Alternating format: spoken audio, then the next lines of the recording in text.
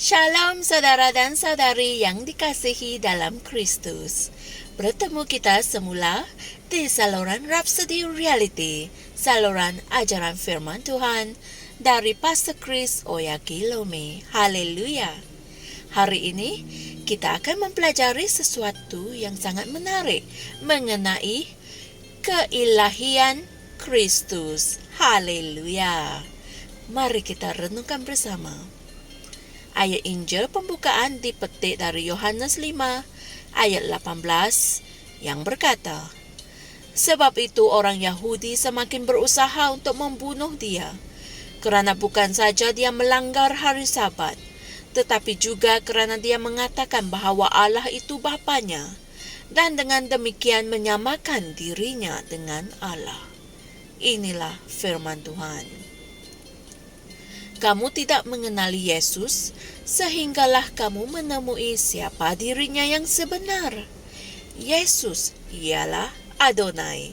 Dialah Tuhan Allah. Amin. Hal ini sungguh memeranjatkan. Sebab itulah orang Yahudi sukar menerima dia.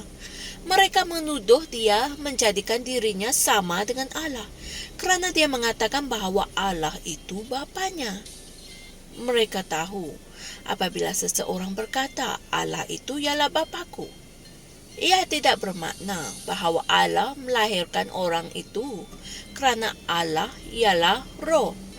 Mereka mengerti apa yang Yesus katakan. Dia sendiri adalah Yahweh dalam rupa manusia. Amin. Dalam Yohanes 10 ayat 30, dia membuat satu lagi pengisytiharan yang mengejutkan, yang membuat mereka menjadi lebih marah. Dia berkata, "Aku dan Bapa adalah satu." Haleluya. Dalam erti kata lain, kami adalah satu dan makhluk yang sama. Jika kamu telah melihat aku, maka kamu telah melihat Bapa. Inilah firman Tuhan.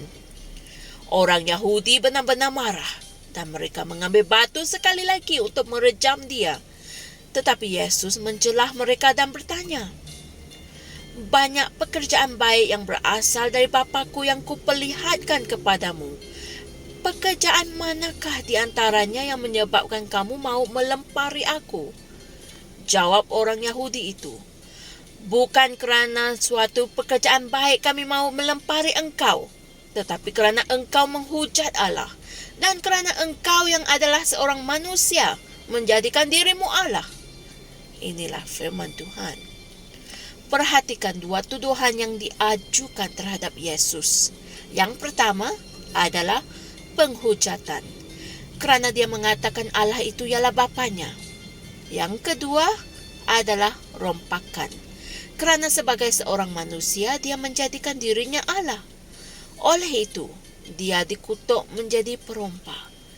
Tetapi Alkitab berkata dalam Filipi 2 ayat 5 hingga 6, "Hendaklah kamu menaruh fikiran dan perasaan yang terdapat juga dalam Kristus Yesus, yang walaupun dalam rupa Allah, tidak menganggap kesetaraan dengan Allah itu sebagai milik yang harus dipertahankan."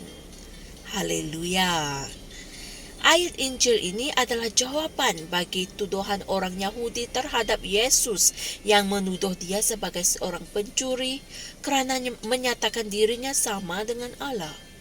Yesus tidak berfikir bahawa dia telah merompak Allah dengan menjadikan dirinya sama dengan Allah, kerana dia berada dalam rupa Allah.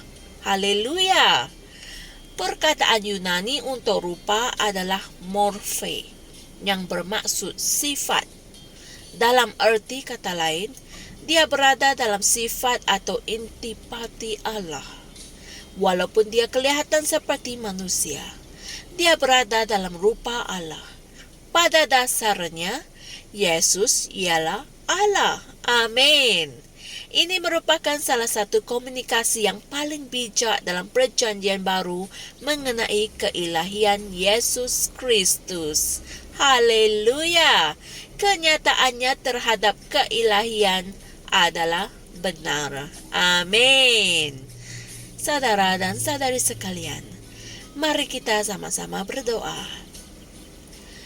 Ya Tuhan Yesus, Engkaulah Allah kemuliaan yang agung dan perwujudan lengkap ketuhanan. Terima kasih kerana mendedahkan kepribadian ilahimu kepadaku.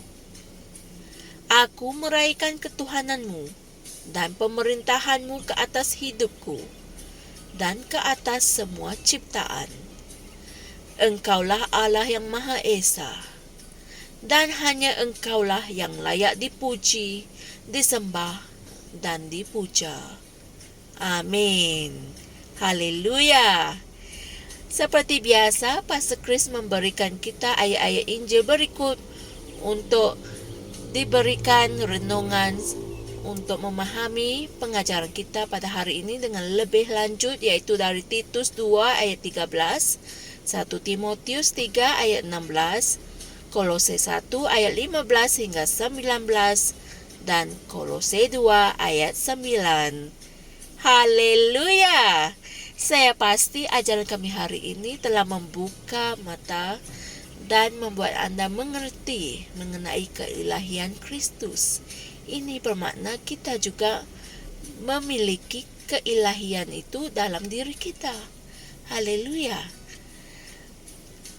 Jumpa lagi esok saudara dan saudari, dan jangan lupa subscribe dan kongsikan firman ini dengan saudara dan saudari yang lain agar mereka juga diberkati. Haleluya. Tuhan berkati. Shalom. Kami percaya saudara-saudari semua telah diberkati dengan perkongsian firman dari Rhapsody Reality. Bagi sesiapa yang ingin menjadikan Yesus Kristus sebagai Tuhan dalam kehidupanmu, kamu boleh mengucapkan doa ini bersama dengan saya. Ya Tuhan Allah, aku mempercayai Yesus Kristus, Anak Allah yang hidup dengan sepenuh hatiku. Aku percaya Dia telah mati untukku, dan Allah telah membangkitkan Dia dari kematian. Aku percaya Dia hidup hari ini. Aku mengaku dengan mulutku bahwa Yesus Kristus adalah Tuhan dalam hidupku mulai dari hari ini.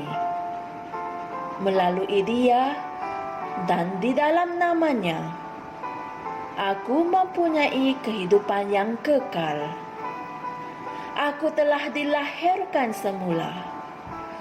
Terima kasih Allah kerana menyelamatkan jiwaku. Aku sekarang adalah anak Allah. Haleluya. Tanya, sekarang kamu telah menjadi anak Allah. Untuk apa-apa sebarang pertanyaan atau untuk mendapatkan lebih banyak maklumat mengenai bagaimana untuk bertumbuh sebagai seorang Kristian, anda semua boleh hantar mesej di akaun Facebook kami atau email kami di tni.msia@gmail.com. Sekali lagi, tni.msia@gmail.com. Tuhan berkati anda semua.